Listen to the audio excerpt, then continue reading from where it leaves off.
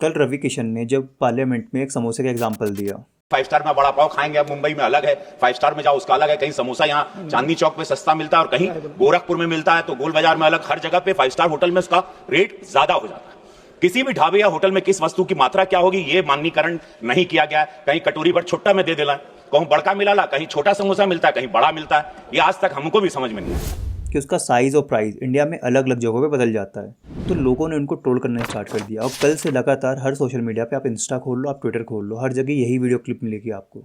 पर मुझे नहीं लगता कि रवि किशन एक समोसे को लेकर अपने ऊपर इतना बवाल झेलेंगे। जितना मुझे समझ में आया वो एक एक्चुअली रियल पब्लिक फ्रस्ट्रेशन को हाईलाइट कर रहे थे।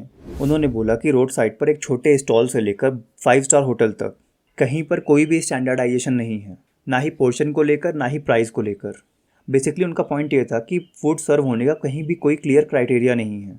तो इससे कभी कभी लोगों को कन्फ्यूज़न हो जाती है और कई बार डिससेटिस्फैक्शन भी हो जाता है। कई लोग रेस्टोरेंट जाके खाना ऑर्डर करते हैं और बाद में वीडियो बनाकर उसमें दिखाते हैं कि प्राइस के हिसाब से क्वांटिटी कितनी कम है और जिस बाउल में उनका खाना आया होता है वो बाउल कितनी छोटी है।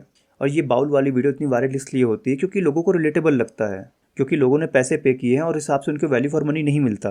तो रवि किशन का यहाँ पे मेन जो कंसर्न था वो ये था कि कस्टमर को फेयर वैल्यू मिले और पोर्शन साइज एंड प्राइस में ट्रांसपेरेंसी हो, और जो कि बिल्कुल वैलिड बात है। और आजकल देखें तो अर्बन या रूरल में लोग काफ़ी कॉन्शियस हो गए हैं कि उनको कितने रुपए में कितनी चीज़ें मिल रही हैं, और इसीलिए आजकल मेनू पर पोर्शन और साइज़ लिखने की डिमांड बढ़ रही है। अगर आप 300 का कुछ ऑर्डर करते हैं और उसमें लिखा हुआ है सामने क्वांटिटी 1 प्लेट, तो आप जाहिर सी बात है ना पूछोगे उससे कि इस प्लेट में कितना आएगा, कितने लोगों के लिए एनफ है या मेरे लिए एनफ है। और वहीं अगर मेन्यू में ये चीज़ क्लियरली मेंशन हो कि इसमें 250 ग्राम आएगा या 300 ग्राम आएगा या 500 ग्राम आएगा, तो उस हिसाब से आप अंदाज़ा लगा सकते हो। तो एक तरह से रवि किशन की बात चाहे थोड़ा उन्होंने फ़नी वे में बोली हो, गलत एग्जाम्पल लिया हो, या तो एग्जाम्पल भी सही था, बट समोसा इतना मीम मटेरियल है कि लोगों ने उनको ट्रोल करना स्टार्ट कर दिया। पर उनकी बात बिल्कुल सही थी और ये चीज़ें लोगों की रियल एक्सपीरियंस को रिफ्लेक्ट करती हैं।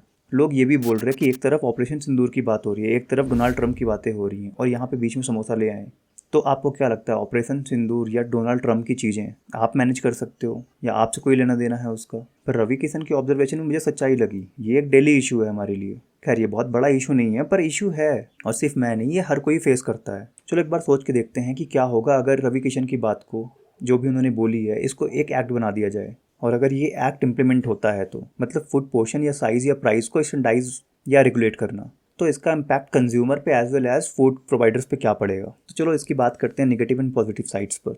तो सबसे पहले इसका नेगेटिव इम्पैक्ट पड़ेगा कंज्यूमर पर। स्टैंडर्डाइजेशन से रेस्टोरेंट अपनी मर्जी से यूनिक पोर्शन या स्पेशल प्राइस नहीं दे पाएंगे, तो खाने में डाइवर्सिटी और कस्टमाइजेशन कम हो जाएगी। और अगर इस एक्ट के इम्प्लीमेंट होने से एक मिनिमम ऑर्डर या मिनिमम साइज़ या मिनिमम प्राइस फिक्स हो जाती है, तो छोटी दुकानों को अपना कॉस्ट कवर करने के लिए मुश्किल हो सकता है, क्योंकि कॉस्ट बढ़ने से लोग कम आएंगे। और या तो कोई लो बजट पर्सन जिसके पास उतने पैसे नहीं होंगे खाने के लिए और एक मिनिमम साइज से कम का ऑर्डर नहीं कर सकता, तो किसी गरीब पर थोड़ा तो असर पड़ेगा। और अब बात करते हैं कि फूड प्रोवाइडर्स पे क्या इम्पैक्ट आएगा। तो सबसे पहले कि इस पे ऑपरेशनल चैलेंजेस होंगे। इंडिया में इतने अलग अलग तरीके के food stall, road side stall से लेकर 5 स्टार होटल्स तक, उन सबको एक साइज पे फिट करना ये काफी मुश्किल होगा, क्योंकि हर किसी का एक्सपेंस अलग होगा। और अब जब नए रूल्स इंप्लीमेंट होंगे तो मेन्यू को चेंज करना पड़ेगा, डॉक्यूमेंटेशन करना पड़ेगा, और छोटी छोटी दुकानों के लिए कॉस्ट बढ़ा सकता है, बढ़ा क्या सकता है, बढ़ेगा ही। और मार्केट में कुछ ऐसे रेस्टोरेंट्स भी हैं जो खाना तो कम देते हैं पर वो आपको प्रीमियम फील कराते हैं by decoration of the food या उनका स्टाफ या किसी भी तरीके से गाना बजाना या कुछ भी। तो यहाँ पे आपका प्रीमियम फील लॉस होगा अगर कुछ इस तरह के रूल्स इंप्लीमेंट होते हैं तो। और ज़्यादा रेगुलेशन मतलब ज़्यादा पेपर वर्क, और कुछ नए आइटम्स भी अगर लॉन्च करने होंगे तो उसके लिए भी गाइडलाइंस फॉलो करने पड़ेंगे। और क्योंकि ये एक रूल है तो इसको ना मानने पर हो सकता है छोटे मोटे फाइन भी लग सकते हैं।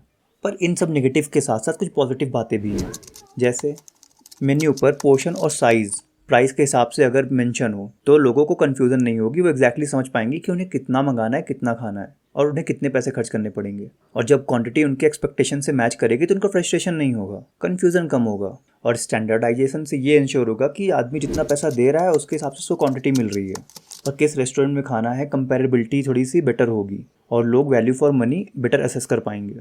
और कहीं ना कहीं इससे कंज्यूमर प्रोटेक्शन भी होगी।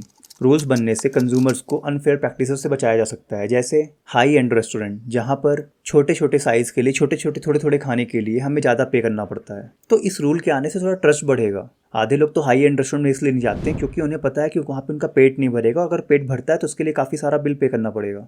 और सबसे बड़ी चीज़ कि छोटे छोटे शॉपकीपर्स, छोटे छोटे स्टॉल्स, उनको एक लेवल प्लेइंग फील्ड मिलेगी, क्योंकि अब बड़े होटल्स अपनी मर्जी से नहीं चार्ज कर सकेंगे, सब पर सेम रूल लगेंगे।